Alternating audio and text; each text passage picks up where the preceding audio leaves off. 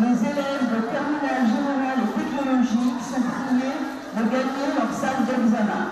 D'un pas décidé, les élèves entrent dans leur salle d'examen où les attendent une petite surprise. Une initiative du lycée pour ceux qui arriveraient le ventre vide. Après la vérification des pièces d'identité et la distribution des sujets, le proviseur donne les dernières recommandations. Vous vérifiez qu'aujourd'hui c'est bien un sujet de philosophie que je vous distribue. Et 2, vous mettez le repère de l'épreuve sur votre copie. Vous avez bien compris ? Sûr ? C'est une petite innovation de cette année.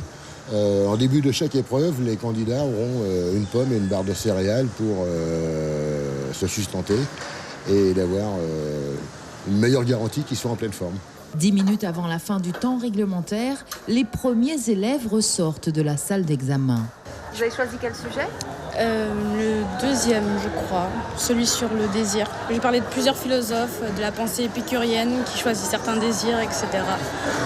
Et puis de la manière dont la société influe sur nos désirs, donc on n'est pas tellement libre de choisir nos propres désirs.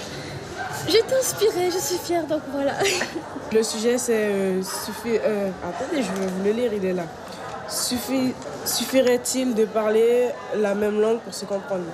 Et alors, qu'est-ce que vous avez dit, en gros ? En gros, j'ai dit que dans un sens, oui, il est possible de se comprendre en parlant la même langue, mais dans un autre sens, qu'il y a des mots, par exemple, des mots compliqués de la langue française, et en les utilisant, on ne va pas se comprendre forcément, alors que c'est la même langue. Et qu'en a pensé notre proviseur ? J'ai jamais dépassé 13 de moyenne en philo, donc je ne suis pas un bon client pour être interviewé sur le sujet. Et le psychodrame autour de la philo du bac à la française me laisse un peu de marbre. En effet, cette épreuve de philo fête bientôt ses 50 ans et reste une spécificité française. La matière est bien enseignée dans les autres pays à travers le monde, mais différemment. Par exemple, au Japon, on parle plutôt d'éducation morale ou de civisme avec des questions sur l'acquisition d'attitudes. Si la philosophie telle qu'elle est enseignée en France peut aider le jeune à se placer dans une trajectoire de vie, la matière ne devrait pas pénaliser l'élève. Peut-être que dans la nouvelle version du bac en 2021, la France s'inspirera de ses voisins.